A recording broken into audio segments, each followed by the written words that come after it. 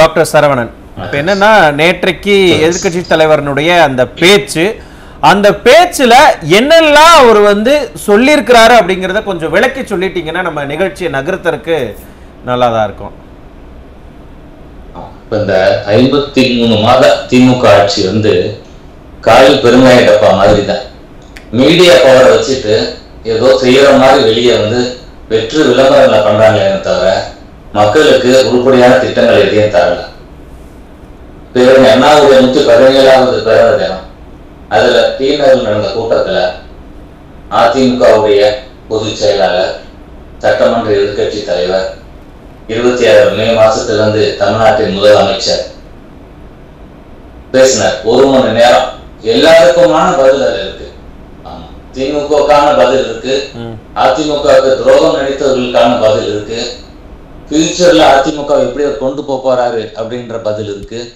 யாருக்கும் அடிமை இல்லை, ஆட்சி அதிகாரத்தை விட தன்மானமே முக்கியம் என்ற முக்கியமான அவருடைய அந்த திடமான மனது, அந்த உறுதியான நிலைப்பாடையும் அவர் வெளிப்படுத்தி இருக்கிறார்.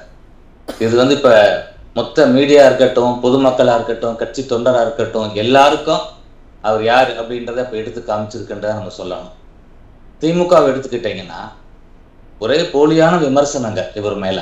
இப்ப ஸ்டாலின் எடுத்துக்கிட்டா எழுச்சி பயணத்தை அவர் தொடங்கியவுடன், மக்களை காப்போம் தமிழ்நாட்டை மீட்போம் என்று ஒரு எழுச்சி முழக்கத்துடன் கிளம்பியவுடன் கூட்டத்தை பாக்குறாங்க. அளவில்லாத கூட்டம். ஒவ்வொரு கூட்டத்திலையும் குறைஞ்சது 25-30,000 பேர். இப்ப நெருக்கி 160 தொகுதிக்கு மேல, சட்டமன்ற தொகுதிக்கு மேல அவர் பயணம் செய்திருக்கிறார். நெருக்கி ஒரு 65 லட்சத்துக்கு மேற்பட்ட மக்களை சந்தித்திருக்கிறார்.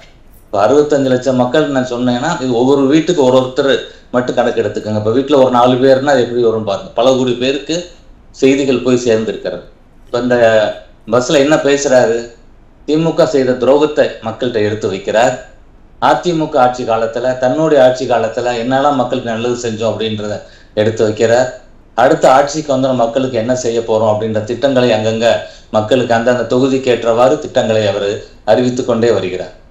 இந்த கூட்டம் கூடுது, அவருக்கான அந்த மாஸ் ரொம்ப அதிகரிச்சுக்கிட்டே வரதை பார்த்த உடனே ஆளுங்கட்சிக்கு ஒரு கிளி.